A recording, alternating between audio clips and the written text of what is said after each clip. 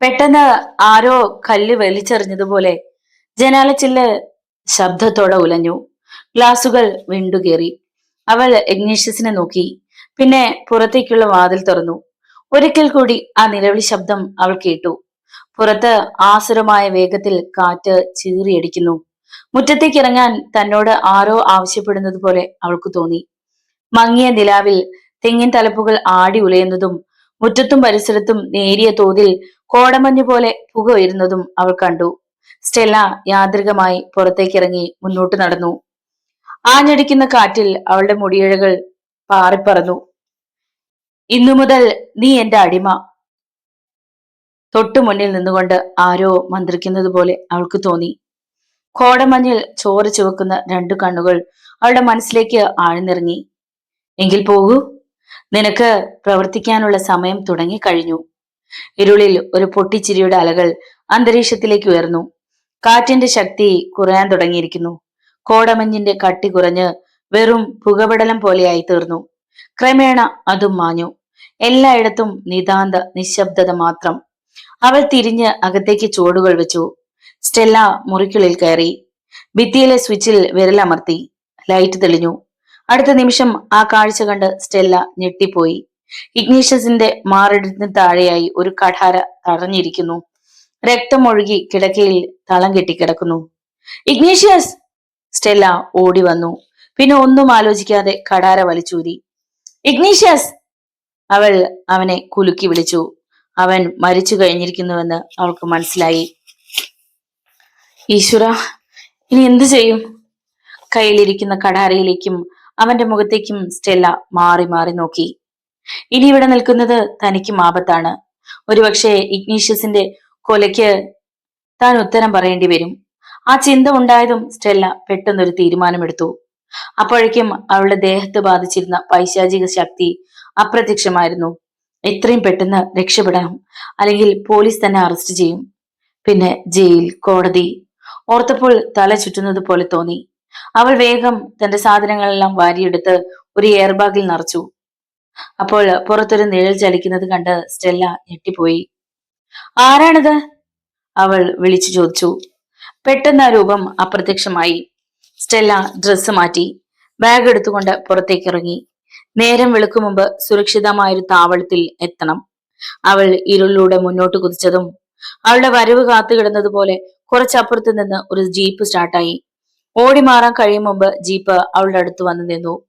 അതിൽ നിന്ന് തൊപ്പിവെച്ച ഉയരം കൂടിയ ഒരു മനുഷ്യൻ പുറത്തിറങ്ങി. ഡിസിൽവ വളരെ വൈകിയാണ് ഉണർന്നത്. എന്തൊരുറക്കമായിരുന്നു! ആന്റണി എന്ന് പറയുന്നവൻ 2 പ്രാവശ്യം വിളിച്ചിരുന്നു. ബെഡ്കോഫുമായി വന്ന സെലീന പറഞ്ഞു. എന്തിനാണെന്ന് ചോദിച്ചില്ലേ? ഇച്ചായനോട് പറയേണ്ട കാര്യമെന്നാണ് പറഞ്ഞത്. ഡിസിൽവ എണീറ്റ് സ്വീകരണ മുറിയിൽ വന്നിരുന്നു. ഡാഡിക്ക് എന്തു പറ്റി? നിമ്മി അയാളുടെ അടുത്തേക്ക് വന്നു. എനിക്കെന്ത് പറ്റാൻ? ഡിസിൽവ കാപ്പി ഊതി കുടിക്കുന്നതിനിടയിൽ പറഞ്ഞു. 2-3 ദിവസമായി ഞാൻ ഡാഡിയെ ശ്രദ്ധിക്കുന്നു. എന്തോ പ്രശ്നമുണ്ട്. എന്താണെന്ന് പറഞ്ഞൂടെ ഡാഡിക്ക്? ആ ഫ്ലാറ്റ് വാങ്ങിക്കാൻ പണം ശരിയാകത്തിന്റെ ടെൻഷനാണെന്നാ മമ്മി പറഞ്ഞത്. ശരിയാണോ ഡാഡി? ആലോചനയോടെ അയാൾ മൂളി. അരകല്ലിന് കാറ്റ് പിടിക്കുന്ന പോലെയാ ഡാഡിയുടെ സ്വഭാവം. നിമ്മി പെറുപെറുത്തു. അത് നിനക്ക് ഇപ്പോഴാണോ മനസ്സിലായത്? അങ്ങോട്ട് വന്ന സെലീന ചിരിച്ചു. ലാൻഡ് ഫോൺ ശബ്ദിച്ചു. അവനായിരിക്കും ആന്റണി. ഡിസിൽവ റിസീവർ എടുത്തു. മുതലാളി, ആന്റണിയാണ്. എന്താടാ പ്രശ്നം? മുതലാളി, നമ്മുടെ ഇഗ്നേഷ്യസിനെ കാണാനില്ല. കാണാനില്ലേ? അതെ, രാവിലെ ഞാൻ അവന്റെ വീട്ടിൽ ചെന്നപ്പോ അത് പൂട്ടിക്കിടക്കുന്നു. എന്നിട്ട് കുറെ വിളിച്ചു നോക്കി. പിന്നെ ജനാല തുറന്നു നോക്കിയപ്പോ അകത്തെങ്ങും ആരും ഇല്ലെന്ന് മനസ്സിലായി. ആ സീരിയലുകാരിയോ? അവളെയും കാണാനില്ല മുതലാളി. നീ അവനെ ഒന്ന് തപ്പ്, എന്നിട്ട് എന്നെ വിളിക്കണം. പിന്നെ ഇന്നലെ പറഞ്ഞത് ഓർമ്മയുണ്ടല്ലോ?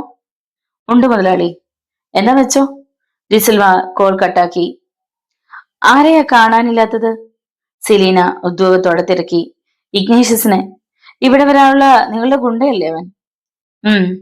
അവൻ എങ്ങോട്ട് പോയി? അറിയില്ല. ഡിസിൽവ എണീറ്റു. വെക്കേഷൻ അടിച്ചു പൊളിച്ച് ആഘോഷിക്കാൻ വന്നിട്ട് മമ്മിക്ക് എന്താ ഒരു ഉത്സാഹമില്ലാത്തത്? കസേരയിൽ ചടഞ്ഞുകൂടിയിരിക്കുന്ന ശ്രീലതയോട് സുനിത ചോദിച്ചു. നിനക്ക് തോന്നുന്നതാ. എങ്ങും തൊടാതെ ശ്രീലത പറഞ്ഞു. അതൊന്നുമല്ല. ആ റേഞ്ചർ റോബർട്ടിനെ കണ്ടതു മുതലാണ് മമ്മിക്ക് മാറ്റമുണ്ടായത്. സത്യമല്ലേ? ശ്രീലത അറിയാതൊന്ന് ഞെട്ടി. അതിന് അയാൾ എന്റെ ആരാ? ഞാൻ ആദ്യമായിട്ട് അയാളെ കാണുന്നത് തന്നെ. ഞെട്ടൽ പുറത്തു കാണിക്കാതെ ശ്രീലത പറഞ്ഞു. പിന്നെ മമ്മിക്ക് എന്താ പറ്റിയത്? ഇന്നലെ സുഷമയും റീനയും ഇത് തന്നെയാ ചോദിച്ചത്. ചെറിയൊരു ജലദോഷം, തണുപ്പ് പറ്റാത്തോണ്ടാ. പനിക്കാണോന്ന് ഒരു സംശയം. നമ്മൾ മുൻകരുതലായി കൊണ്ടുവന്ന ഗുളിക എടുത്തു കഴിക്കരുതോ? കഴിക്കുന്നുണ്ട്. നാട്ടിലേക്ക് പോകേണ്ടി വരുമെന്നാ തോന്നുന്നത്. ഞങ്ങൾ എൻജോയ് ചെയ്തിട്ടില്ല. അതിനു മുമ്പ് നാട്ടിലേക്ക് പോകണമെന്നോ മമ്മിക്ക്? എനിക്ക് തനിച്ചു വയ്ക്കോ? അല്ല പിന്നെ. സുനിത ദേഷ്യത്തോടെ അകത്തേക്ക് പോയി. കുട്ടികളും തന്നെ സംശയിക്കുന്നു. സുനിത പറഞ്ഞത് എത്ര ശരിയാണ്. റോബർട്ടിനെ കണ്ടപ്പോൾ മുതലാണ് തനിക്ക് ഈ മാറ്റം ഉണ്ടായത്. ഒരിക്കൽ മനസ്സിൽ കാത്തു സൂക്ഷിച്ച പരിശുദ്ധ സ്നേഹത്തിന്റെ ജീവിക്കുന്ന സ്മാരകമാണ് റോബർട്ട്. അയാൾ ഇതുവരെ കല്യാണം കഴിച്ചിട്ടില്ലെന്നാണ് ഗോപാലകൃഷ്ണൻ പറഞ്ഞത്. എന്റെ ജീവിതത്തിൽ ഒരു പെണ്ണേ ഉള്ളൂ, അത് ശ്രീലതയാണ്. വാഗപ്പൂക്കൾ വീണു കിടക്കുന്ന ക്യാമ്പസിനുള്ളിൽ വെച്ച് ഒരിക്കൽ റോബർട്ട് കാതിൽ മന്ത്രിച്ചത് ശ്രീലത ഓർത്തു. ആ ഓർമ്മകളിൽ അവളുടെ മിഴികൾ ഈറനായി. എങ്കിൽ പിന്നെ എന്തിനായിരുന്നു വയറ്റിൽ ഒരു കുഞ്ഞിനെ സമ്മാനിച്ചിട്ട് മൂടി ഒളിച്ചത്? ഞാൻ എവിടെയെല്ലാം അന്വേഷിച്ചു. പിന്നെ ആരോ പറഞ്ഞറിഞ്ഞു റോബർട്ട് വിവാഹം കഴിച്ച് വിദേശത്തേക്ക് പറന്നുവെന്ന്. അതൊക്കെ പച്ചക്കള്ളമായിരുന്നു. ശ്രീലത സത്യയും മിഥ്യയും തിരിച്ചറിയാത്ത അവസ്ഥയിലായിരുന്നു. അന്ന് താൻ ഒരുപാട് ശപിച്ചിട്ടുണ്ട്. തന്റെ ജീവിതം തകർത്തവന് ഒരു കാലത്തും ഗതി കിട്ടരുതേ എന്ന്. ആരും അറിയാത്ത ഒരു സ്ഥലത്ത് വെച്ചായിരുന്നു തന്റെ പ്രസവം. പ്രസവത്തോടെ കുഞ്ഞു മരിച്ചു പോയെന്നാണ് അച്ഛനും അമ്മയും പറഞ്ഞത്. ഒരു കണക്കിന് അത് നന്നായി. അല്ലെങ്കിൽ മുന്നോട്ടുള്ള തന്റെ ജീവിതത്തിന് ആ കുഞ്ഞൊരു തടസ്സമാകുമായിരുന്നു. അച്ഛൻ കൊണ്ടുവന്ന 2 വിവാഹാലോചനകളിൽ തനിക്ക് ഇഷ്ടപ്പെട്ടത് അശോകേട്ടന്റെ ആലോചനയായിരുന്നു. ആ ബന്ധം ഉറപ്പിക്കുകയും ചെയ്തു. പിന്നെ താൻ എല്ലാം മറന്നു. റോബർട്ട് ഭാര്യയും കുഞ്ഞുങ്ങളുമായി എവിടെയെങ്കിലും ജീവിക്കുന്നുണ്ടാകുമെന്നാണ് കരുതിയത്. പക്ഷെ ഇപ്പോ അയാൾ വിവാഹം കഴിച്ചിട്ടില്ലത്രേ. കേട്ട കഥകളൊക്കെ കള്ളമായിരുന്നു. ആലോചിച്ച് ഭ്രാന്ത് പിടിക്കുന്നത് പോലെ ശ്രീലതയ്ക്ക് തോന്നി. തന്റെ ഭാവമാറ്റം അശോകേട്ടനിൽ നിന്ന് മറച്ചു വെക്കാൻ പെടുന്ന പാട് തനിക്ക് അറിയൂ. പക്ഷെ മക്കൾ, അവർ തന്നിലുണ്ടാകുന്ന ഏത് മാറ്റവും കണ്ടെത്തും. മമ്മി, ഞങ്ങളൊന്ന് പുറത്തേക്ക് ഇറങ്ങാം. പുഴക്കരയിലേക്കൊന്ന് ചുറ്റിക്കറങ്ങണം. മക്കളെ, പപ്പ പറഞ്ഞത് മറന്നുപോയോ? എത്ര ദിവസമായി മമ്മി ഞങ്ങൾ ഇവിടെ തന്നെ ഇരിക്കാൻ തുടങ്ങിയിട്ട്. ബോറടിച്ച് മടുത്തു. സൂക്ഷിക്കണം മക്കളെ. അത് പിന്നെ പ്രത്യേകം പറയണോ മമ്മി? പപ്പ വന്നാ എന്നെയാണ് വഴക്ക് പറയുന്നത്. മമ്മിയെ വഴക്ക് കേൾപ്പിക്കാതെ ഞങ്ങൾ നോക്കിക്കോളാം. Thank you mummy. സുനിതയും സുഷമയും റീനയും ദിവ്യയും സന്തോഷത്തോടെ പുറത്തിറങ്ങി. നിന്റെ ക്യാമറ കൂടി എടുത്തോ, കുറച്ച് ലാൻഡ്സ്കേപ്പിന്റെ സ്നാപ്പുകൾ കൂടി എടുക്കാം. എടുത്തിട്ടുണ്ട്. തോളിൽ കിടന്ന ബാഗ് തൊട്ടുകൊണ്ട് റീന പറഞ്ഞു. മക്കളെ, സൂക്ഷിച്ചു പോണേ, ശ്രീലത വിളിച്ചു പറഞ്ഞു. പിന്നെ കിടക്കയിൽ വന്ന് കിടന്നു. വീണ്ടും മനസ്സിലേക്ക് റോബർട്ട് കയറി വന്നു. 20 വർഷങ്ങൾ പിന്നിലേക്ക് മനസ്സ് പറക്കുകയായിരുന്നു. എന്നെ മറന്ന് ലത മറ്റൊരു വിവാഹത്തിന് സമ്മതിക്കുമോ? അതെന്താ റോബർട്ട് അങ്ങനെ ചോദിച്ചത്?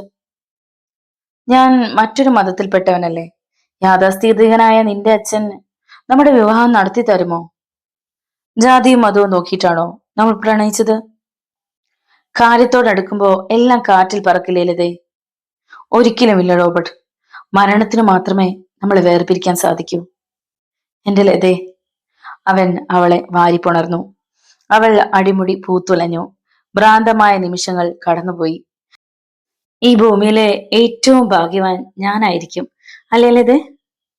അതെന്താ അങ്ങനെ പറഞ്ഞത്? ഇതുപോലൊരു സൗന്ദര്യത്തിന്റെ പൂന്തോട്ടം എന്റെ സ്വന്തമായില്ലേ? അധികം പുഴുത്തൊന്നും വേണ്ട. പുകഴ്ത്തിയതല്ല, സത്യം പറഞ്ഞു എന്ന് മാത്രം. എന്താ, കവിത വരുന്നുണ്ടോ? ഞാനൊരു ചങ്ങമ്പുഴ ആയിരുന്നെങ്കിൽ മറ്റൊരു രമണൻ എഴുതിയേനെ. അതൊരു ദുരന്ത കാവ്യമല്ലേ? ചന്ദ്രികയുടെ ഗതിയായിരിക്കുമോ എനിക്കും? എന്റെ കവിതയിൽ രമണനും ചന്ദ്രികയും കല്യാണം കഴിക്കും, തീർച്ച. റോബർട്ട് കവിയാകാതിരുന്നത് എന്റെ ഭാഗ്യം. മുത്തു കുടഞ്ഞിട്ടതുപോലെ അവൾ ചിരിച്ചു. നിന്റെ ഈ ചിരിയാണ് എന്നെ ലഹരി പിടിപ്പിക്കുന്നത്. അവളുടെ കാതിൽ മന്ത്രിച്ചുകൊണ്ട് അവൻ ചെവിത്തുമ്പിൽ മെല്ലെ കടിച്ചു. എനിക്ക് ഇക്കിളിയാവുന്നു. എവിടെ തൊട്ടാലും ഇക്കിളിയുള്ള പെണ്ണിനെ ഞാൻ ആദ്യം കാണുക. അപ്പോ ഇക്കിളിയില്ലാത്ത പെണ്ണുങ്ങളെ കുറെ എണ്ണത്തിന് കണ്ടിട്ടുണ്ടെന്ന് തോന്നുമല്ലോ. അവൾ കണ്ണുരുട്ടി. അയ്യോ, അങ്ങനെയൊന്നുമില്ല. ആദ്യത്തേത് അവസാനത്തേതും ഇതാണേ. അവന്റെ മട്ടും പാവം കണ്ട് അവൾക്ക് ചിരിയടക്കാനായില്ല. കാട്ടിനുള്ളിലെ പുഴക്കരയിലായിരുന്നു സുനിതയും സഹോദരിമാരും. വലിയൊരു പാറക്കല്ലിൽ കയറി നിന്ന് പരസ്പരം ഫോട്ടോ എടുക്കുന്ന തിരക്കിലായിരുന്നു അവർ. പുഴയ്ക്ക് അക്കരെ വലിയൊരു മരത്തിന്റെ മറവിൽ നിന്നുകൊണ്ട് 4 പേർ അവരെ ലക്ഷ്യം വെക്കുന്നത് പെൺകുട്ടികൾ അറിഞ്ഞില്ല. അത് ഫോറസ്റ്റർ അശോക് വർമ്മയുടെ മക്കളാണെന്ന് തോന്നുന്നു. ചുറ്റുപാട് നോക്കിക്കൊണ്ട് കാർലോസ് പറഞ്ഞു. നല്ല സുന്ദരി കുട്ടികൾ അല്ലേ അണ്ണാ?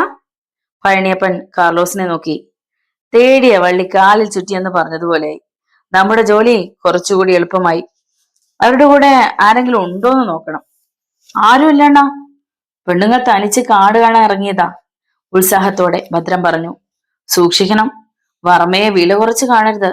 നമ്മൾ ജയിൽ ചാടിയ വിവരം അയാൾ അറിഞ്ഞു കാണും. പെൺകുട്ടികളുടെ കൂടെ ഏതെങ്കിലും ഗാർഡ് കാണും. നീ ഒന്ന് നോക്ക് തങ്ക. ശരിയാണ. തങ്കരാജ മരത്തിന്റെ പിന്നിൽ നിന്നും കാട്ടുചെടികൾക്കിടയിലൂടെ പതുങ്ങി പതുങ്ങി നദീതീരത്തേക്ക് വന്നു. കാർലോസും സംഘവും തങ്ങളെ നോട്ടമിട്ടതറിയാതെ കളിച്ച് ചിരിച്ച് ഫോട്ടോ എടുക്കുന്ന തിരക്കിലായിരുന്നു പെൺകുട്ടികൾ. മതി മതി, നേരം കുറയായി, നമുക്ക് തിരിച്ചു പോവാം. മമ്മി പേടിക്കും, റീന പറഞ്ഞു. പുഴയിൽ വെള്ളത്തിൽ മുങ്ങിക്കുളിക്കാൻ എനിക്ക് വല്ലാത്ത കൊതിയാകുന്നു. വേണ്ട വേണ്ട, അടിയൊഴുക്ക് കാണും. പരിചയമില്ലാത്ത സ്ഥലത്ത് വെള്ളത്തിൽ ഇറങ്ങരുതെന്നാ പപ്പ പറഞ്ഞിരിക്കുന്നത്. ഇവിടെ വെള്ളം തീരെ കുറവാടി. കണ്ടില്ലേ, അടിയിലുള്ള വെള്ളാരം കല്ലുകൾ തെളിഞ്ഞു കാണാം. സുനിത കൈ ചൂണ്ടി. എനിക്ക് പേടിയാ. പേടിയാണെങ്കിൽ നീ ഇറങ്ങണ്ട. പേടിയില്ലാത്തവർ ആരുണ്ട്? ഞങ്ങളുണ്ട്, സുഷമയും ദിവ്യയും ഒരേ സ്വരത്തിൽ പറഞ്ഞു. എങ്കിൽ നമുക്ക് കുളിക്കാം. ആരെങ്കിലും വരുന്നുണ്ടോന്ന് നീ നോക്കിയാ മതി, സുനിത അനുജത്തിയോട് പറഞ്ഞു. വേണ്ട, നമുക്ക് പോകാം. റീന അവരെ തടയാൻ ശ്രമിച്ചു. ഈ പെണ്ണിന്റെ ഒരു പേടി. സുനിത റീനയെ കളിയാക്കി. പോടി ചേച്ചി, ഞാൻ പപ്പയോട് പറഞ്ഞു കൊടുക്കും. നീ പറഞ്ഞില്ലെങ്കിലും ഞങ്ങൾ പറയും പുഴയിൽ കുളിച്ചെന്ന്, അല്ലേടി? സുനിത സുഷമയെ നോക്കി. അതെ, പുഴയിൽ ഇറങ്ങിയതുകൊണ്ട് പപ്പ വഴക്കൊന്നും പറയാൻ പോവില്ല. നിന്റെ പേടിപ്പീര് മനസ്സിൽ വെച്ചാ മതി മോളെ. വാടി പിള്ളേരെ, നമുക്ക് കുളിക്കാം. ഇവളോട് തർക്കിച്ചോണ്ട് നിന്നാ സമയം പോകത്തേ ഉള്ളൂ. സുനിത വെള്ളത്തിലേക്ക് ഇറങ്ങി. ഹോ, സൂചി കുത്തിക്കയറ്റുന്നത് പോലത്തെ തണുപ്പാ. സുഷമയും ദിവ്യയും അരയൊപ്പം വെള്ളത്തിലേക്ക് ഇറങ്ങി. ഐസ് വിട്ട ദേഹത്ത് വീണതുപോലെയുണ്ട്. എന്റെ അമ്മേ, എന്തൊരു തണുപ്പാ. സുഷമ ഒച്ചയിട്ടു. വേഗം കുളിച്ചായിരിക്കോ, ഇല്ലെങ്കിൽ പനി ജലദോഷം ഉണ്ടാവും, റീന വിളിച്ചു പറഞ്ഞു. കേട്ടില്ലേ നമ്മുടെ ലോക്കൽ ഗാർഡിയൻ പറയുന്നത്? വലിയ ഡോക്ടറാണെന്നാ വിചാരം. റീന ചേച്ചി പറഞ്ഞത് നേരാ. വെള്ളത്തിൽ അധികം നേരം നിൽക്കണ്ട, പനി പിടിക്കും. എന്നു മുതലാടി നീ റീന ചേച്ചിയുടെ ആളായത്? ദാ ഇപ്പൊ മുതൽ. ദിവ്യ സുഷമയെ കൊഞ്ഞനം കുത്തി. അവൾ ദിവ്യയുടെ ദേഹത്തേക്ക് വെള്ളം തെറിപ്പിച്ചു. അയ്യോ, ഈ ചേച്ചി! അവൾ മുഖം പൊത്തി. വേഗം കുളിച്ചു കയറ്, ആരെങ്കിലും വരും, എനിക്ക് പേടിയാ. റീന ഒച്ചയിട്ടു. നീ മിണ്ടാതിരിക്ക്, നിന്റെ ശബ്ദം കേട്ട് ഏതെങ്കിലും കാട്ടുകള്ളന്മാർ ഇറങ്ങി വരും. സുനിത പറഞ്ഞത് ശരിയാണെന്ന് എല്ലാവർക്കും തോന്നി. അവർ നിശബ്ദരായി. തങ്കരാജ് പതുങ്ങിയിരുന്ന് പെൺകുട്ടികളെ നോക്കുകയായിരുന്നു. പെൺകുട്ടികൾ ഓരോരുത്തരായി കരയ്ക്ക് കയറി. ടർക്കി കൊണ്ട് എല്ലാവരും തലയും ദേഹവും തുടച്ച് ഡ്രസ്സ് എടുത്തണിഞ്ഞു. പോകാം. റീന എണീറ്റു. തങ്കരാജ് കാർലോസിന്റെ അടുത്തേക്ക് ചെന്നു. എന്താ തങ്ക, അവരുടെ കൂടെ ആരെങ്കിലും ഉണ്ടോടാ? ഇല്ലെണ്ണ, പെണ്ണുങ്ങള് തനിച്ചാ. പുഴയിൽ ചാടി കുളിക്കുകയായിരുന്നു. നിനക്ക് ഞങ്ങളെ കൂടി വിളിക്കാൻ മേലായിരുന്നു, ഭദ്രം പറഞ്ഞു. ഒച്ച വെക്കരുത്.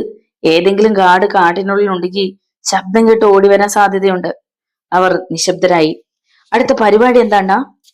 നമുക്ക് വർമ്മയുടെ ക്വാർട്ടേഴ്സിലേക്ക് പോവാം. എന്നിട്ട് കുറെ കണക്കുകൾ തീർക്കാനുണ്ട്. അവനില്ലെങ്കിൽ അവന്റെ ഭാര്യ ഉണ്ടാവും അവിടെ, പിന്നെ മക്കളും. കാർലോസിന്റെ കണ്ണുകൾ വൈരപ്പൊടി വീണതുപോലെ തിളങ്ങി. കാർലോസ് ആരാണെന്ന് അശോക് വർമ്മ അറിയാൻ പോകുന്നതേ ഉള്ളൂ. ജീവിതകാലം മുഴുവൻ അവനത് ഓർമ്മിക്കുകയും വേണം. തീരുമാനിച്ചുറച്ചതുപോലെ കാർലോസ് എല്ലാവരുടെയും മുഖത്തേക്ക് നോക്കി. സുനിതയും സഹോദരിമാരും ഒറ്റയടി പാതയിലൂടെ മുന്നോട്ട് നടന്നു. കാട്ടുചെടികളുടെ മറപറ്റി കാർലോസും സംഘവും അവരെ പിന്തുടർന്നു. നിങ്ങൾ നടന്നോളൂ, അതിനു മുമ്പ് എനിക്ക് ചില ജോലികൾ ബാക്കിയുണ്ട്. കാർലോസ് കുറുക്കുവഴിയിലൂടെ ക്വാർട്ടേഴ്സ് ലക്ഷ്യമാക്കി കുതിച്ചു. ഏതാനും മിനിറ്റുകൾ കൊണ്ട് കാർലോസ് അശോക് വർമ്മയുടെ ക്വാർട്ടേഴ്സിന്റെ പിൻഭാഗത്തെത്തി. അയാൾ ചുറ്റും നോക്കി. പരിസരത്തെങ്ങും ആരുമില്ല. എല്ലായിടവും വിജനം. പറ്റിയ സന്ദർഭം. അയാൾ മുൻവശത്തേക്ക് ചെന്നു. അപ്പോൾ വാതിൽ തുറന്ന് ശ്രീലത മുറ്റത്തേക്കിറങ്ങി. കാർലോസ് വാതിലിന് പിന്നിൽ മറഞ്ഞു. കുട്ടികളെ കാണുന്നില്ലല്ലോ. ശ്രീലത ദൂരത്തേക്ക് നോക്കി. ആ സമയം കാർലോസ് ക്വാർട്ടേഴ്സിനുള്ളിലേക്ക് കയറി. അയാൾ അകത്ത് ചുറ്റി നടന്നു. വർമ്മ കഴിക്കാൻ വെച്ചിരുന്ന മദ്യത്തിന്റെ ബോട്ടിൽ അവന്റെ കണ്ണിൽ പെട്ടു. ഇരയെ കണ്ട വന്യജീവിയെ പോലെ അവന്റെ കണ്ണുകൾ വിടർന്നു. കുപ്പിയെടുത്ത് അടപ്പ് തുറന്ന് വായിലേക്ക് കമഴ്ത്തി. പിന്നിൽ കാൽപെരുമാറ്റം കേട്ടതും കാർലോസ് അലമാരയുടെ പിന്നിലേക്ക് മാറി നിന്നു. അത് ശ്രീലതയായിരുന്നു.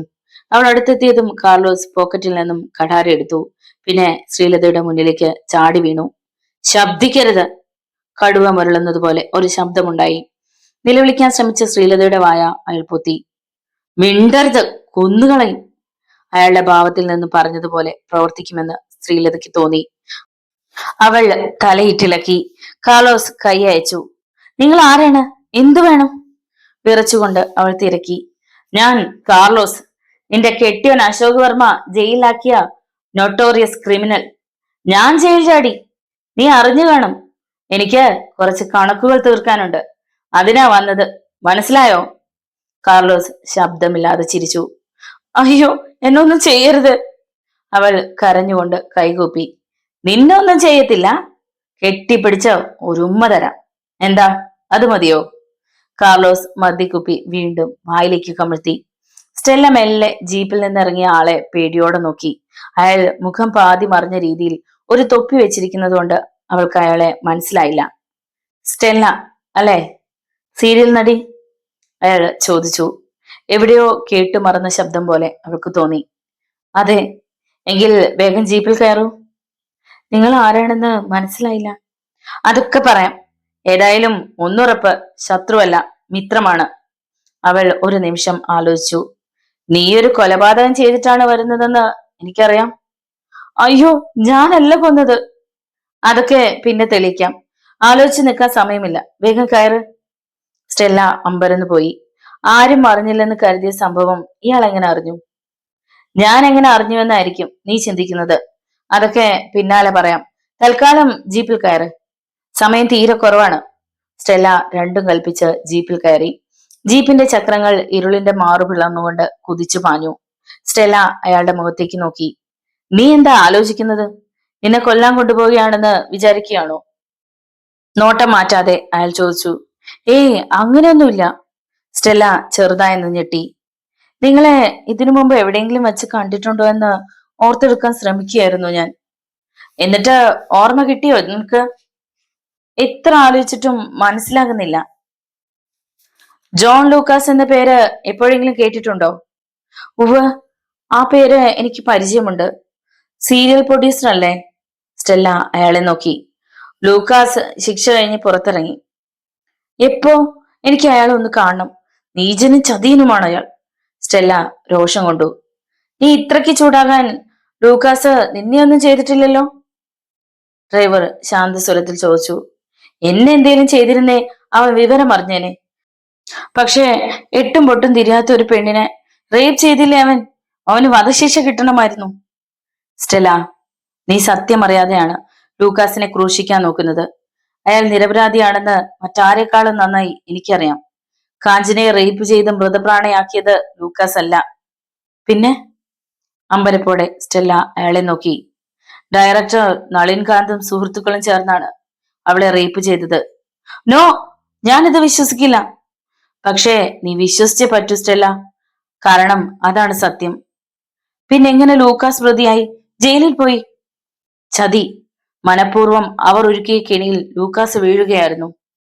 കാഞ്ചനയെ തേടി മുറിയിൽ വന്ന ലൂക്കാസിനെ അവർ വിദഗ്ധമായി കെണിയിലാക്കി. ജ്യൂസിനുള്ളിൽ മയക്കുമരുന്ന് നൽകിയാണ് അവർ കാഞ്ചനയെ റേപ്പ് ചെയ്തത്. ബോധം തെളിഞ്ഞ അവൾ ലൂക്കാസിനെ കണ്ട് തെറ്റിദ്ധരിച്ചു. പിന്നെ കരുക്കൾ നീക്കിയത് നളിൻകാന്തും സുഹൃത്തുക്കളുമാണ്. നിരപരാധിയായ ലൂക്കാസ് 6 വർഷം ജയിൽ ശിക്ഷ അനുഭവിച്ചു. ഇന്നയാൾ സ്വതന്ത്രനാണ്.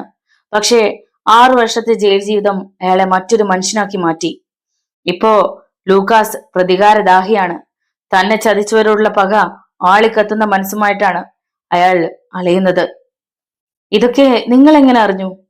സ്റ്റെല്ല സംശയത്തോടെ അയാളെ നോക്കി. പെട്ടെന്ന് അയാൾ റോഡരികിൽ ജീപ്പ് നിർത്തി. ആ ജോൺ ലൂക്കാസ് ഞാനാണ്.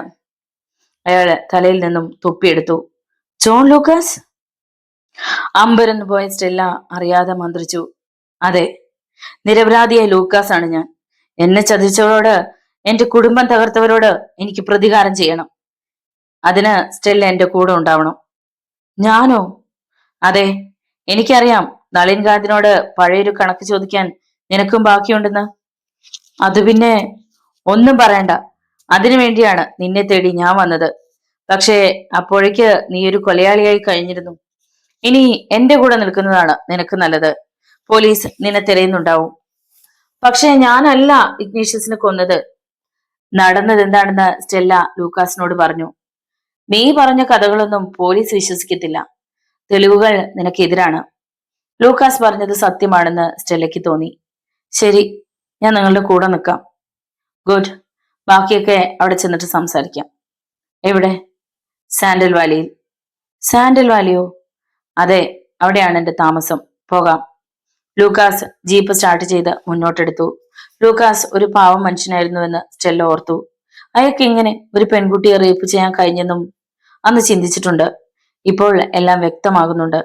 സെറ്റുകളിൽ വെച്ച് ലൂക്കാസിനെ ആക്ഷേപിക്കാൻ നളിൻകാന്ത് കാണിച്ച ശുഷ്കാന്തിയുടെ പിന്നിലുള്ള രഹസ്യം ഇപ്പോഴാണ് മനസ്സിലാവുന്നത്. സ്വന്തം തെറ്റ് മൂടിവെക്കാൻ നിരപരാധിയായ ഒരു മനുഷ്യന് ജയിലിലടച്ച ദുഷ്ടൻ. ലൂക്കോസ് പറഞ്ഞത് ശരിയാണ്. അവനോട് തനിക്കും ഒരു കണക്ക് തീർക്കാൻ ബാക്കിയുണ്ട്. പെട്ടെന്ന് ദൂരെ നിന്നും പോലീസ് ജീപ്പിന്റെ സൈറൻ കേട്ടു. അയ്യോ, പോലീസ്! ഇനി എന്ത് ചെയ്യും ലൂക്കാസ്? അവൾ പരിഭ്രമത്തോടെ പുറത്തേക്ക് നോക്കി. സ്റ്റെല്ല സീറ്റിൽ നിന്നിറങ്ങി നിലത്തേക്ക് കടന്നു. ബാക്കി കാര്യം ഞാനേറ്റു, ലൂക്കാസ് പറഞ്ഞു. ഞൊടിയിടയിൽ സ്റ്റെല്ല സീറ്റിൽ നിന്ന് ഓർന്നിറങ്ങി പ്ലാറ്റ്ഫോമിലേക്ക് കിടന്നു. സിഗ്നലും സൈറണും ഇട്ടുകൊണ്ട് ഒരു പോലീസ് ജീപ്പ് അവർക്കെതിരെ പാഞ്ഞുപോയി. എണീറ്റോ? നല്ല ജീവൻ അങ്ങ് പോയി. എണീറ്റ് സീറ്റിലിരുന്നു കൊണ്ട് സ്റ്റെല്ല പറഞ്ഞു. നമ്മൾ എത്തിയില്ലേ? 5 മിനിറ്റ്. നിമിഷങ്ങൾ കഴിഞ്ഞതും ജീപ്പ് സാൻഡൽ വാലി എന്ന ടൂറിസ്റ്റ് കേന്ദ്രത്തിലേക്ക് പ്രവേശിച്ചു. സ്റ്റെല്ല ഇവിടെ വന്നിട്ടുണ്ടോ? ഉവ്, 3 വർഷം മുമ്പ് ഒരു സീരിയലിന്റെ ഷൂട്ടിങ്ങിന് വേണ്ടി വന്നിട്ടുണ്ട്. ഇപ്പോ ഇവിടെ ഒരുപാട് മാറിപ്പോയി. ജീപ്പ് ഒരു 2 നില കെട്ടിടത്തിന്റെ പോർച്ചിൽ നിന്നു. ഇറങ്ങി വാ. ലൂക്കാസ് ഡോർ തുറന്ന് പുറത്തിറങ്ങി. പിന്നാലെ സ്റ്റെല്ലയും. ഇതാണോ വീട്? അതെ, താഴെ ആൾതാമസമുണ്ട്. മുകളിലാണ് ഞാൻ താമസിക്കുന്നത്. ഇവിടെ ആകുമ്പോ പെട്ടെന്ന് ആരുടെയും കണ്ണുകളിൽ പെടില്ല, പ്രത്യേകിച്ച് പോലീസിന്റെ. മുകളിലേക്കുള്ള ഗോവണി കയറുമ്പോൾ ലൂക്കാസ് പറഞ്ഞു. അയാൾ താക്കോലെടുത്ത് വാതിൽ തുറന്നു. പിന്നെ മുറിയിലെ ലൈറ്റുകൾ ഇട്ടു. തൽക്കാലം സ്റ്റെല്ലയുടെ രൂപവും ഭാവവും മാറ്റണം. പെട്ടെന്ന് ആരും തിരിച്ചറിയാതിരിക്കാനാണ്. മാത്രമല്ല, ഇന്നു മുതൽ നീ എന്റെ ഭാര്യയാണ്. ഏ എന്ന് പറഞ്ഞാ ഭാര്യയായി അഭിനയിക്കണം. താഴെ താമസിക്കുന്നത് നല്ലൊരു ഫാമിലിയാണ്. അവർക്ക് സംശയം കൊടുക്കരുത്. എന്റെ ഭാര്യ നാട്ടിലാണെന്നും ഞാനൊരു മെഡിക്കൽ റെപ്പാണെന്നുമാണ് അവരോട് പറഞ്ഞിരിക്കുന്നത്. സ്റ്റെല്ല തലകുലുക്കി. തന്റെ ദുർവിധിയെ പഴിക്കുകയായിരുന്നു ശ്രീലത. അശോകേട്ടൻ പെട്ടെന്ന് വന്നെങ്കിലെന്ന് അവൾ ആശിച്ചു. തന്റെ മക്കൾ അവരെവിടെ? അവർക്ക് കുഴപ്പം എന്തെങ്കിലും പറ്റിയോ?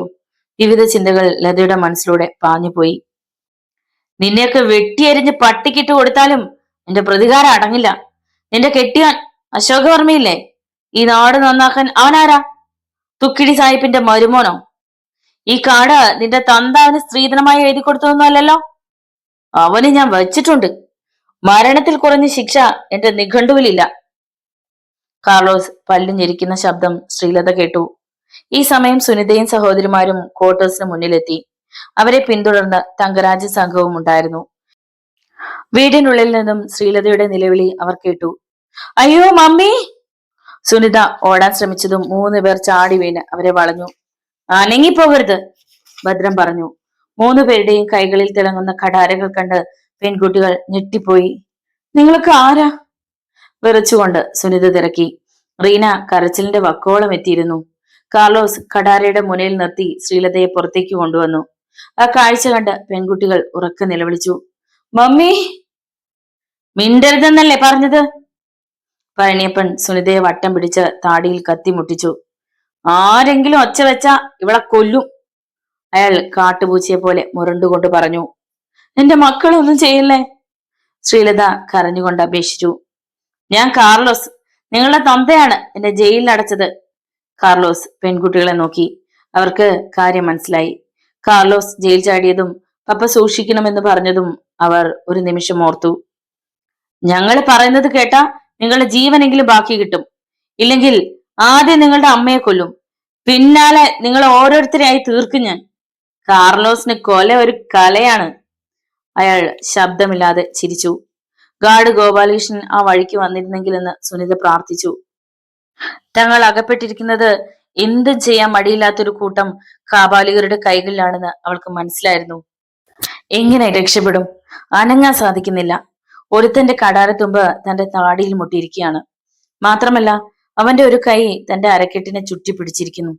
വിടടാ, അനങ്ങരുത്, പീസ് പീസാക്കി കളയും. പഴനിയപ്പൻ ഉരുണ്ടുകൊണ്ട് കടാര നന്നായി അമർത്തി. സുനിതയ്ക്ക് നന്നായി വേദനിച്ചു. തൊണ്ടക്കുഴിയിൽ കടാര അമർത്തിയിരിക്കുന്നു. അനങ്ങാൻ പറ്റുന്നില്ല. കണ്ണുകൾ നിറഞ്ഞു. തങ്കരാജ് റീനയെ നോക്കി. പേടിച്ചരണ്ട പേടമാനിനെ പോലെയായിരുന്നു അവൾ. അണ്ണാ, പുറത്തു നിൽക്കുന്നത് അപകടമാ. നമുക്ക് വീടിനകത്തേക്ക് പോവാം.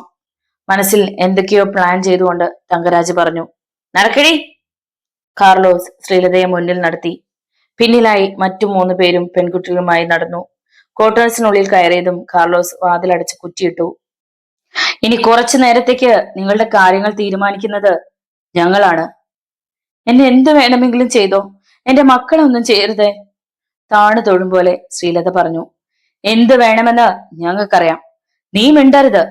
ബാക്കിയിരുന്ന മദ്യം കാർലോസ് എടുത്ത് വായിലേക്ക് കമഴ്ത്തി.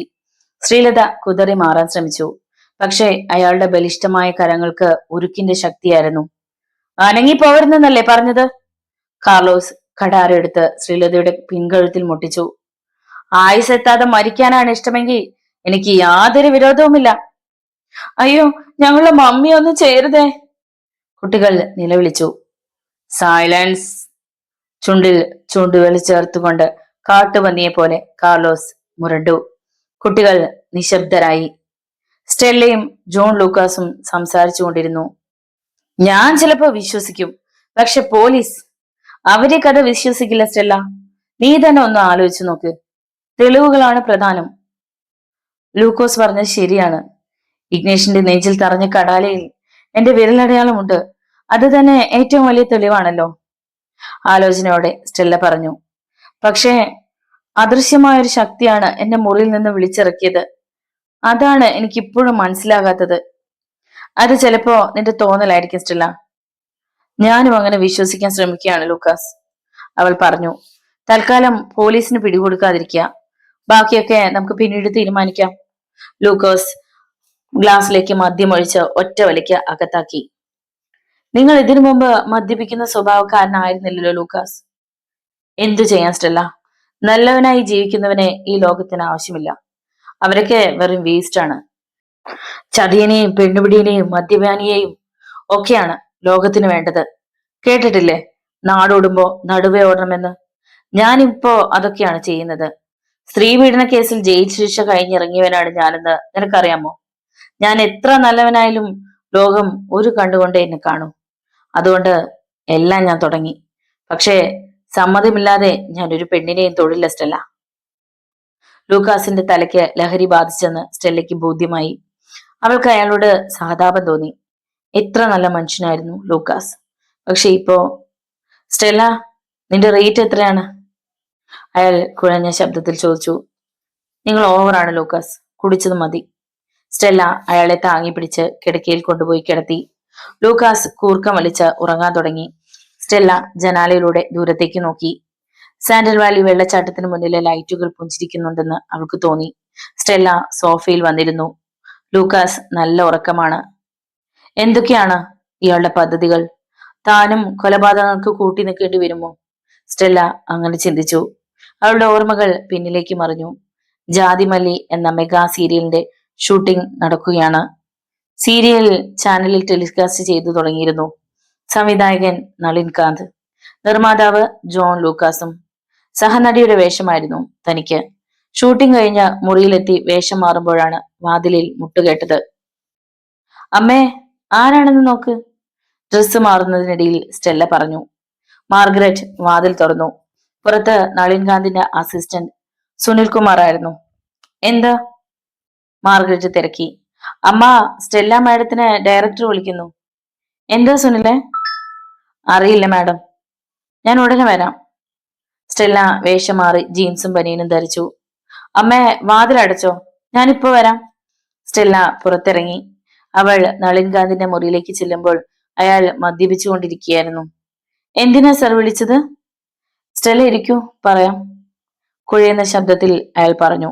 അവർ സോഫയിലിരുന്നു. ഇന്ന് സ്റ്റെല്ലയുടെ അഭിനയം കലക്കി. എന്റെ അടുത്ത സീരിയൽ സ്റ്റെല്ലയാണ് നായിക. സത്യമാണോ സർ? അവൾക്ക് വിശ്വസിക്കാൻ കഴിഞ്ഞില്ല.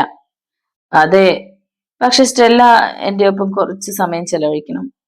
പറയൂ സർ, ഞാൻ എന്ത് വേണമെങ്കിലും ചെയ്യാം, സന്തോഷത്തോടെ അവൾ പറഞ്ഞു. പിന്നെ ഗ്ലാസ്സിലേക്ക് മദ്യം പകർന്ന് സോഡ ഒഴിച്ച് നളിൻകാന്തിന് കൊടുത്തു. കഴിക്കൂ സർ. നീയും ഒരു പെഗ് കഴിച്ചോ സ്റ്റെല്ല? ഒരു മൂഡ് കിട്ടും. നളിൻകാന്ത് മദ്യ ഗ്ലാസ് വായിലേക്ക് കമഴ്ത്തി. സ്റ്റെല്ല ഒരു പെഗ് ഒഴിച്ച് ഒറ്റ വലിക്ക് അകത്താക്കി. മിടുക്കി. ഞാൻ പുതിയൊരു സിനിമ ഡയറക്റ്റ് ചെയ്യുന്നുണ്ട്. അതിന്റെ പ്രൊഡ്യൂസർ ഇവിടെ എത്തിയിട്ടുണ്ട്. ആ സിനിമയിലെ ഹീറോയിൻ ആരാണെന്ന് അറിയാമോ? ഇല്ല സർ. സ്റ്റെല്ല തന്നെ. നേരാണോ സർ? പിന്നെ. Thank you sir. അവൾ നളിൻകാന്തിനെ കെട്ടിപ്പിടിച്ച് ചുംബിച്ചു. My sweety. അയാൾ ആവേശത്തോടെ അവളുടെ ചുണ്ടുകളിൽ അമർത്തി ചുംബിച്ചു. മദ്യലഹരിയിൽ അവൾ അത് ഏറ്റുവാങ്ങി. തലയ്ക്ക് ലഹരി ബാധിച്ച സ്റ്റെല്ല സുഖകരമായ ഒരു മയക്കത്തിലേക്ക് വഴുതി വീണു. നിമിഷങ്ങൾ കടന്നുപോയി. കണ്ണു തുറന്ന സ്റ്റെല്ല ഞെട്ടിപ്പോയി.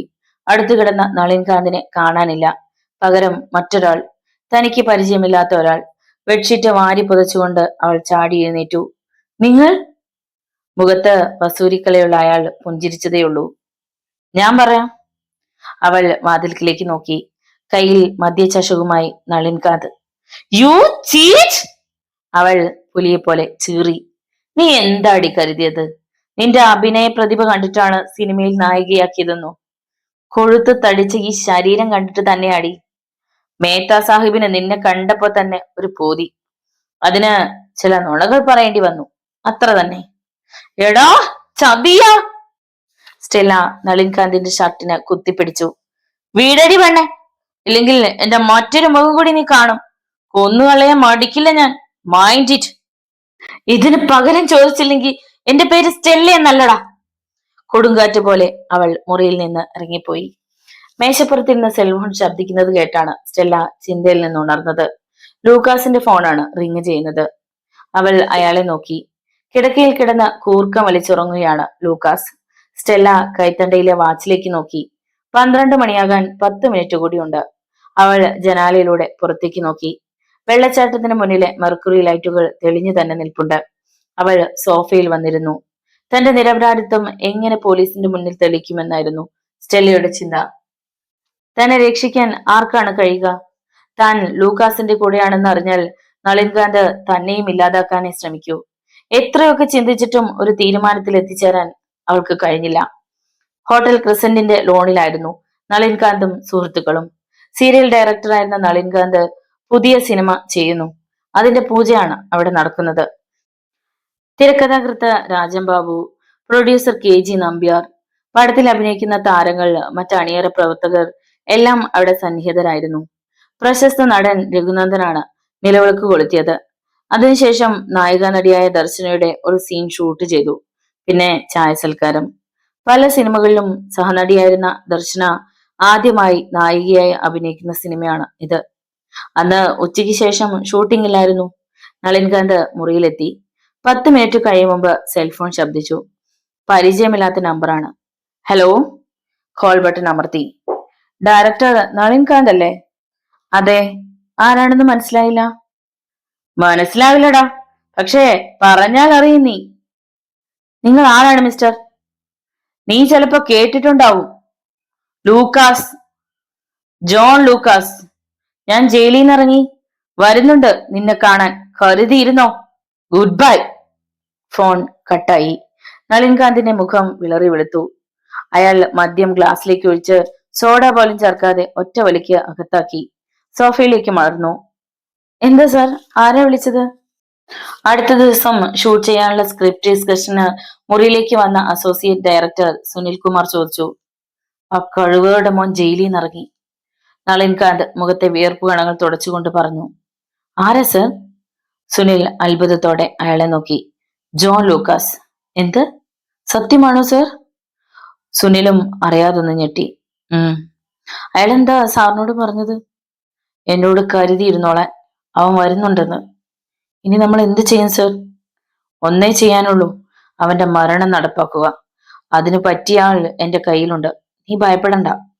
ആ രംഗം മനസ്സിൽ കണ്ടുകൊണ്ട് നളിൻകാന്ത് പുഞ്ചിരിച്ചു. അപ്പോൾ പഴയ സംഭവങ്ങൾ ഒരു ഫ്ലാഷ് ബാക്കിൽ എന്ന പോലെ സുനിൽ കുമാറിന്റെ മനസ്സിലൂടെ കടന്നുപോയി. അയാളുടെ വരവ് നമ്മളോട് പ്രതികാരം ചെയ്യാനായിരിക്കും സർ. എനിക്കെന്തോ പേടിയാവുന്നു. നീ പേടിക്കണ്ട സുനിലെ.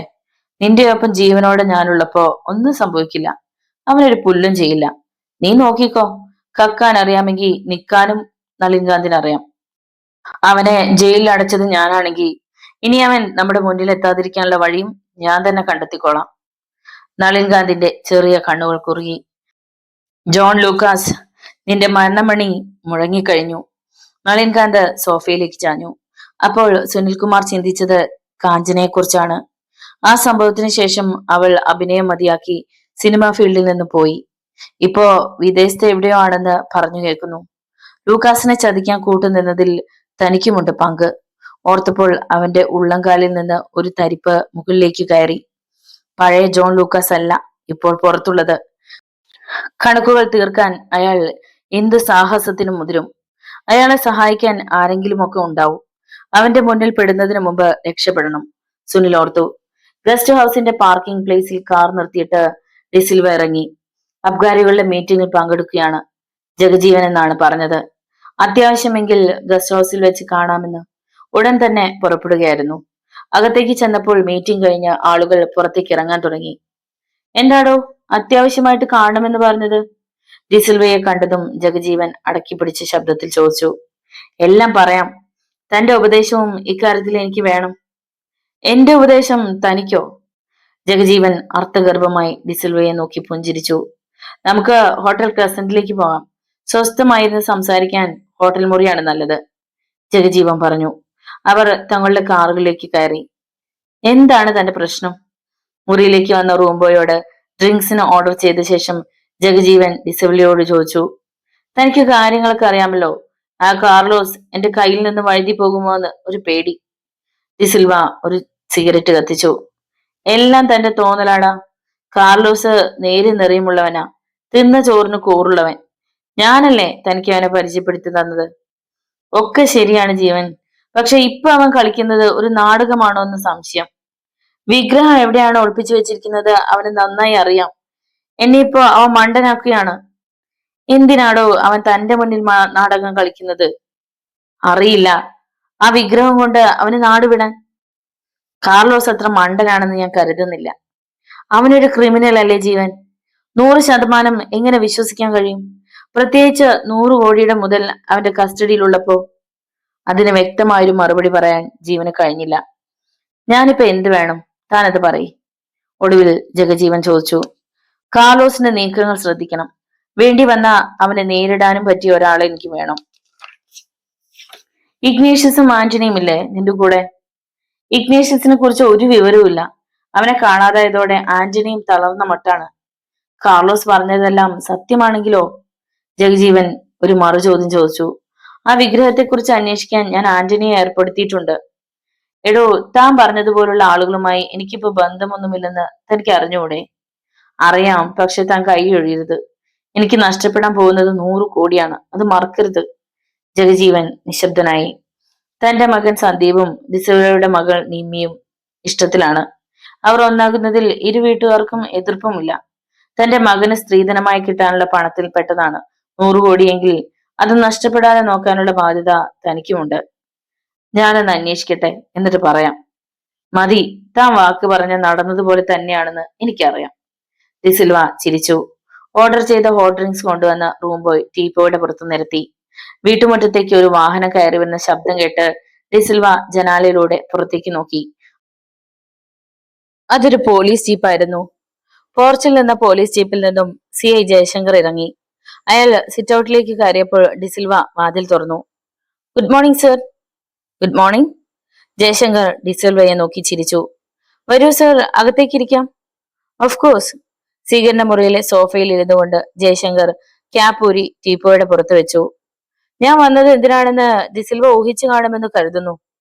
ആ മുഖം എന്നോണം ജയശങ്കർ പറഞ്ഞു. മനസ്സിലായില്ല സർ. അമ്പരപ്പോടെ ഡിസിൽവ CIയെ നോക്കി. താങ്കൾ TV ന്യൂസ് ചാനലൊന്നും കാണാറില്ലേ? അതും സാറിന്റെ വരവും തമ്മിൽ എന്താണ് ബന്ധം? ബന്ധമുണ്ടോ? തനിക്കറിയില്ലെങ്കിൽ ഞാൻ പറഞ്ഞു തരാം. ഹൗസിംഗ് കോളനിയിലെ മൈതാനത്ത് നിന്നും പോലീസ് ഒരു അസ്ഥികൂടം കണ്ടെടുത്തു. ക്രിക്കറ്റ് കളിക്കാൻ വന്ന കുട്ടികളാണ് അവിടെ മണ്ണിളകി കിടക്കുന്നത് കണ്ടത്. CI ജയശങ്കർ ഡിസിൽവയെ നോക്കി. സംഗതിയുടെ പോക്ക് എങ്ങോട്ടാണെന്ന് അയാൾക്ക് മനസ്സിലായി. ജയശങ്കർ തുടർന്നു. സംശയം തോന്നിയ കോളനിവാസികൾ വിവരം ഞങ്ങളെ അറിയിച്ചു. രാത്രി ഒരു JCB അവിടെ വന്ന് ഭൂമി തുറന്ന കാര്യവും ചിലർ പറഞ്ഞു. ആ സംഭവവും ഞാനും തമ്മിൽ എന്ത് ബന്ധമാണ് സർ? ഞാനൊന്ന് പറഞ്ഞു തീർക്കട്ടോ. അങ്ങനെ പോലീസിന്റെ അന്വേഷണത്തിലാണ് അവിടെ നിന്ന് 3-4 വർഷം പഴക്കമുള്ള ഒരു അസ്ഥികൂടം കണ്ടെടുത്തത്. രാത്രി ഹൗസിംഗ് കോളനിയിൽ വന്ന JCBയുടെ ഡ്രൈവർ പീതാംബരൻ പോലീസ് കസ്റ്റഡിയിലായി. ഒന്ന് വരട്ടിയപ്പോ എല്ലാം മണി പോലെ പറഞ്ഞു. ഇപ്പോ ഡിസിൽവയ്ക്ക് മനസ്സിലായില്ലേ ഞാൻ എങ്ങനെ ഇവിടെ എത്തിയെന്ന്? സർക്കിളിനോട് പറയാനുള്ള മറുപടിക്ക് വേണ്ടി മനസ്സിൽ പരതുകയായിരുന്നു ഡിസിൽവ. ഇനി എന്റെ ചോദ്യങ്ങൾക്ക് സത്യസന്ധമായി ഉത്തരം പറയാൻ താങ്കൾക്ക് കഴിയുമെന്ന് ഞാൻ കരുതുന്നു. ജയശങ്കർ സോഫയിൽ ഇളകിയിരുന്നു. ചോദ്യം നമ്പർ 1, മൈതാനത്ത് എന്തിനു വേണ്ടിയാണ് കുഴിച്ചത്? ചോദ്യം നമ്പർ 2, ജയിൽ ചാടിയ കാർലോസ് എവിടെയുണ്ട്? ചോദ്യം നമ്പർ 3, നിങ്ങളുടെ ഗുണ്ടകളായ ഇഗ്നേഷ്യസിനും ആന്റണിക്കും ഇതിലുള്ള പങ്ക് എന്താണ്? ഈ 3 ചോദ്യങ്ങൾക്കും നിങ്ങൾ മറുപടി പറഞ്ഞേ മതിയാവൂ മിസ്റ്റർ ഡിസിൽവ. ജയശങ്കറിലെ സംസാരത്തിന്റെ ടോൺ മാറിയത് ഡിസിൽവ തിരിച്ചറിഞ്ഞു. എനിക്കൊന്നും അറിയില്ല സർ, ഞാൻ നിരപരാധിയാണ്. ഡിസിൽവ, നിങ്ങൾ പഠിച്ച കള്ളനാണെന്ന് എനിക്ക് പണ്ടേ അറിയാം. താങ്കളുടെ പങ്ക് വ്യക്തമാക്കുന്ന തെളിവുകളുമായിട്ടാണ് ഞാൻ വന്നിരിക്കുന്നത്. എന്നെ വിഡ്ഢിയാക്കരുത്. കാർലോസ് പിടിയിലാകുന്നതിന് മുമ്പ് കുഴിച്ചിട്ട് ഒരു സ്വർണ്ണ വിഗ്രഹം കണ്ടെടുക്കുന്നതിന് വേണ്ടിയാണ് നിങ്ങൾ ഗുണ്ടകൾക്കൊപ്പം മൈതാനത്ത് എത്തിയതും JCB ഉപയോഗിച്ച് അവിടെ കുഴിച്ചതും, ശരിയല്ലേ? കയ്യിൽ തിരിപ്പിടിച്ചുകൊണ്ട് ജയശങ്കർ ഡിസിൽവയെ ഉറ്റുനോക്കി. ആ വിഗ്രഹം കൈക്കലാക്കുന്നതിന് വേണ്ടി നിങ്ങളാണ് കാർലോസിനെ ജയിൽ ചാടാൻ സഹായിച്ചതെന്ന് ഞാൻ പറഞ്ഞ അത് നിഷേധിക്കാൻ പറ്റില്ലെന്ന് എനിക്കറിയാം. കാർലോസ് ഇപ്പൊ എവിടെയുണ്ട്? എനിക്കതാണ് അറിയേണ്ടത്. എനിക്കറിയില്ല സർ. ആ വിഗ്രഹം കൊണ്ട് അവൻ രക്ഷപ്പെട്ടെന്നാണ് എനിക്ക് തോന്നുന്നത്, ഡിസിൽവ പറഞ്ഞു.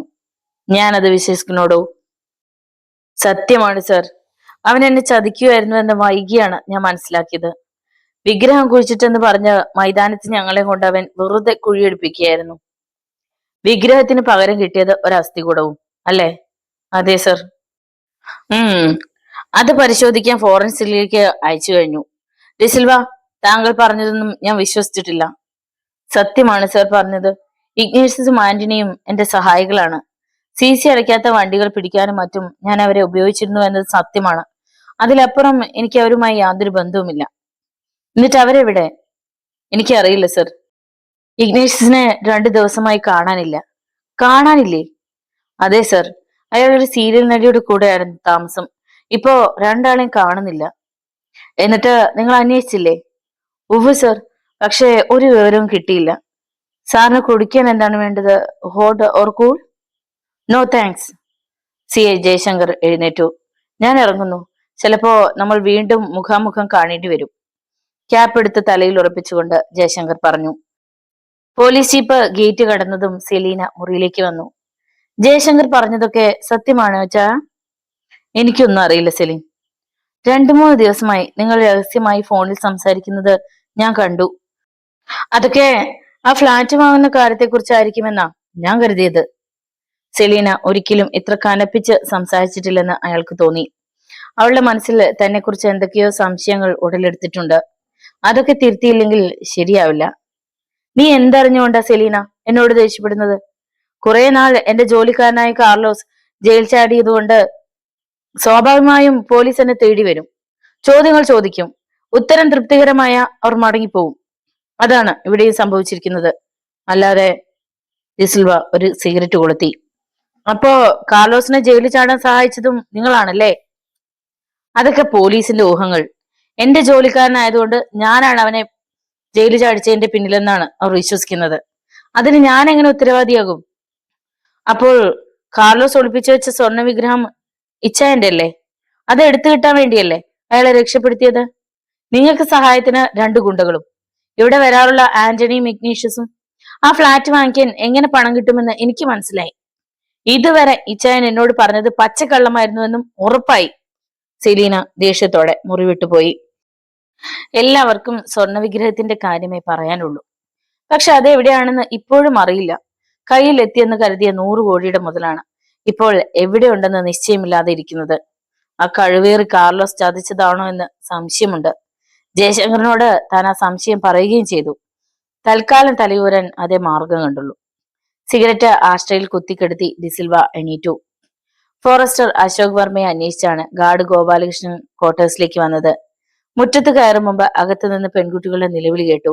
ഗോപാലകൃഷ്ണന് അപകടം മണത്തു. അയാൾ ശബ്ദം കേൾപ്പിക്കാതെ ജനാലയുടെ അടുത്ത് ചെന്ന് അകത്തേക്ക് എത്തി നോക്കി. ആ കാഴ്ച കണ്ട് ഞെട്ടിപ്പോയി. കാർലോസിന്റെയും കൂട്ടുകാരുടെയും കത്തിമനയ്ക്ക് മുന്നിൽ വർമ്മ സാറിന്റെ ഭാര്യയും മക്കളും. ഒരു നിമിഷം എന്ത് ചെയ്യണമെന്നൊരു ഊഹം അയാൾക്ക് കിട്ടിയില്ല. താൻ ഒറ്റയ്ക്ക് അവരോട് ഏറ്റുമുട്ടിയാൽ വിജയിക്കില്ലെന്ന് അറിയാമായിരുന്നു. ഗോപാലകൃഷ്ണൻ പെട്ടെന്ന് തിരിഞ്ഞോടി. റോബർട്ട് സാർ അരമണിക്കൂർ മുമ്പ് ഓഫീസിലേക്ക് വരുന്നത് അവൻ കണ്ടിരുന്നു. 10 മിനിറ്റ് കൊണ്ട് ഗോപാലകൃഷ്ണൻ റേഞ്ചറുടെ ഓഫീസിലെത്തി. എന്താടോ, തന്നെ വല്ലവരും ഓടിച്ചോ? റേഞ്ചർ റോബർട്ട് തിരക്കി. സർ, അപകടം. എവിടെ? എന്താണ് ഉണ്ടായത്? റോബർട്ട് ചാടി എണ്ണീറ്റു. ഗോപാലകൃഷ്ണൻ ഒറ്റ ശ്വാസത്തിൽ എല്ലാം വിവരിച്ചു. വേഗം വാ, സമയം കളയാനില്ല. റിവോൾവർ എടുത്തുകൊണ്ട് റോബർട്ട് പുറത്തേക്ക് കുതിച്ചു. പിന്നാലെ ഗോപാലകൃഷ്ണനും. ആ സമയം കാർലോസ് തന്റെ അനുചരങ്ങൾക്ക് ചില നിർദ്ദേശങ്ങൾ നൽകുകയായിരുന്നു. വില പിടിച്ച ഒരു സാധനവും ബാക്കി വെക്കണ്ട, എല്ലാം വാരിയെടുത്തോ. അവസാനം നമുക്ക് ഈ ക്വാർട്ടേഴ്സിന് തീയും കൊടുക്കാം. എല്ലാം കത്തിച്ചാമ്പലാവട്ടെ. വർമ്മ ജീവിതകാലം മുഴുവൻ കരയട്ടെ. വേഗം വേണം. കാർലോസിന്റെ കൽപ്പന കേട്ട കുട്ടികൾ നിലവിളിച്ചു. അടുത്ത നിമിഷം പൂട്ടിയിട്ട വാതിൽ തകർന്നു വീണു. ഞെട്ടിത്തിരിഞ്ഞ കാർലോസ് ആ കാഴ്ച കണ്ട് വിരണ്ടുപോയി. തൊട്ടു മുന്നിൽ റേഞ്ചർ റോബോട്ട്, കയ്യിൽ തീ തുപ്പാൻ തയ്യാറായി റിവോൾവർ.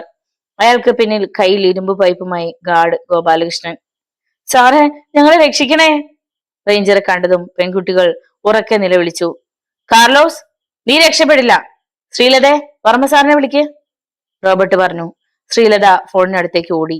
പെട്ടെന്ന് മേശപ്പുറത്തിരുന്ന ഫ്ലവർ വേസ് എടുത്ത് കാർലോസ് റോബർട്ടിന് നേരെ എറിഞ്ഞു. റിവോൾവർ തെറിച്ചു വീണു. ആ നിമിഷം അവന് ധാരാളമായിരുന്നു. കാർലോസും അനുചരന്മാരും പുറത്തേക്ക് ചാടി. പിന്നെ കാട്ടിനുള്ളിലൂടെ ഓടി. തോക്കെടുത്ത് പിന്നാലെ ചെന്ന റോബർട്ട് നിറയൊഴിച്ചെങ്കിലും അവർ കേറ്റില്ല. സാറ് വന്നില്ലായിരുന്നെങ്കിൽ. റീന റോബർട്ടിനെ കെട്ടിപ്പിടിച്ച് കരഞ്ഞു. കരയാതെ, ഒന്നും സംഭവിച്ചില്ലല്ലോ. തക്ക സമയത്ത് ഗോപാലകൃഷ്ണൻ കണ്ടതുകൊണ്ട് രക്ഷപ്പെട്ടു. വർമ്മ സാറിനെ വിളിച്ചില്ലേ? റോബർട്ട് ശീലതയോട് ചോദിച്ചു. ഉവ്വ്, ഇങ്ങോട്ടേക്ക് പുറപ്പെട്ടിട്ടുണ്ട്. അയാളുടെ മുഖത്ത് നോക്കാതെ അവൾ പറഞ്ഞു. ഗോപാലകൃഷ്ണ, സാറ് വരുന്നവരെ നീ ഇവിടെ ഇരിക്കേ. ഇനി അവന്മാര് ഈ വഴിക്ക് വരില്ല. എങ്കിലും ഒരു മുൻകരുതൽ, റോബർട്ട് പറഞ്ഞു. ആരും പേടിക്കണ്ട, നിങ്ങൾക്ക് കാവലിന് ഗോപാലകൃഷ്ണനുണ്ട്, റീനയെ ആശ്വസിപ്പിച്ചുകൊണ്ട് റോബർട്ട് പറഞ്ഞു. അയാൾ പുറത്തേക്ക് ഇറങ്ങിയപ്പോൾ ശ്രീലത പിന്നാലെ ചെന്നു. ഞങ്ങളുടെ ജീവനും മാനവും രക്ഷിച്ചതിന് ഒരുപാട് നന്ദിയുണ്ട്, കൈകൂപ്പിക്കൊണ്ട് ശ്രീലത പറഞ്ഞു. അവളുടെ കണ്ണുകൾ നിറഞ്ഞിരുന്നു. ഒരു മനുഷ്യനെന്ന നിലയിൽ ഞാൻ ചെയ്യുന്നത് ചെയ്തു, അതിന് നന്ദിയൊന്നും വേണ്ട, അവളുടെ മുഖത്ത് ശ്രദ്ധിക്കാതെ റോബർട്ട് പറഞ്ഞു. ലതയെ കണ്ട ചോദിക്കാനായി വർഷങ്ങളായി മനസ്സിൽ കൊണ്ടു നടന്നൊരു ചോദ്യമുണ്ട്, ചോദിക്കട്ടെ? അയാൾ അവളെ നോക്കി. ചോദിച്ചോളൂ, മുഖമുയർത്താതെ ലത പറഞ്ഞു. നീ നൊന്ത് പ്രസവിച്ച എന്റെ കുഞ്ഞെവിടെ? അവൾ ഈ കൂട്ടത്തിലുണ്ടോ? ഒരു ഞെട്ടലോടെ ശ്രീലത അയാളെ നോക്കി. ആ കണ്ണുകളിൽ ഒരു യാചനയുടെ ദയനീയത അവൾ കണ്ടു. ആ കുഞ്ഞ് പ്രസവത്തോടെ മരിച്ചുപോയി. No, never. ഞാനിത് ഒരിക്കലും വിശ്വസിക്കില്ല. എന്തുദ്ദേശിച്ചാണ് റോബർട്ട് അങ്ങനെ പറഞ്ഞതെന്ന് മാത്രം അവൾക്ക് മനസ്സിലായില്ല. അരമണിക്കൂർ കൊണ്ട് അശോക് വർമ്മയുടെ ജീപ്പ് ക്വാർട്ടേഴ്സിന് മുന്നിൽ വന്നു നിന്നു. വർമ്മ ചാടിയിറങ്ങി. മക്കളെ, എന്താണ് ഉണ്ടായത്? വർമ്മ ഓടി അകത്തേക്ക് വന്നു. പപ്പ! പെൺകുട്ടികൾ പൊട്ടിക്കരഞ്ഞുകൊണ്ട് അയാളെ കെട്ടിപ്പിടിച്ചു. സുനിത ഉണ്ടായതെല്ലാം വർമ്മയോട് പറഞ്ഞു. ഭാഗ്യം കൊണ്ട് മാത്രമാ നിങ്ങൾ അവന്റെ പിടിയിൽ നിന്ന് രക്ഷപ്പെട്ടത്. ഞാൻ പറഞ്ഞതല്ലായിരുന്നോ കാട്ടിലെ പുഴയിലും ഒന്നും പോകരുതെന്ന്? നമുക്ക് വീട്ടിലേക്ക് പോകാം പപ്പ, എനിക്ക് പേടിയാ. റീനയുടെ കരച്ചിൽ മാറിയിരുന്നില്ല. സാറില്ല, ഇനി അവൻ പെട്ടെന്ന് ഈ ഭാഗത്തേക്ക് ഒന്നും വരില്ല. ഞാൻ CI ജയശങ്കറിനെ വിളിച്ചു പറഞ്ഞിട്ടുണ്ട്. അവർ കാട്ടിൽ വന്ന് തെരയും. പക്ഷേ അവനെ കയ്യിൽ കിട്ടുമെന്നൊന്നും എനിക്ക് വിശ്വാസമില്ല. കാർലോസ് പോലീസ് ചിന്തിക്കുന്നത് പ്രവർത്തിച്ചു കാണിക്കുന്നവനാ. വന്നത് വന്നു. ഇനി ഒരു നിമിഷം പോലും ഞങ്ങൾ ഇവിടെ നിൽക്കില്ല. എത്രയും പെട്ടെന്ന് നാട്ടിലേക്ക് പോകണം, ശ്രീലത പറഞ്ഞു. കുട്ടികൾക്കും അതേ അഭിപ്രായമായിരുന്നു. എങ്കിൽ നാളെ തന്നെ പട്ടണത്തിലേക്ക് പോകാം. ഒടുവിൽ ഗത്യന്തരമില്ലാതെ വർമ്മയ്ക്ക് സമ്മതിക്കേണ്ടി വന്നു. വീഡിയോ ഇഷ്ടമായാൽ ഒന്ന് ലൈക്ക് ചെയ്ത്, ഷെയർ ചെയ്ത്, സബ്സ്ക്രൈബ് ചെയ്ത് സപ്പോർട്ട് ചെയ്യുക. നിങ്ങളുടെ വിലയേറിയ അഭിപ്രായങ്ങളും നിർദ്ദേശങ്ങളും വിമർശനങ്ങളും കമന്റ് ബോക്സിൽ രേഖപ്പെടുത്തുക. തുടർന്നുള്ള ഭാഗങ്ങളുമായി നാളെ കാണാം. നന്ദി.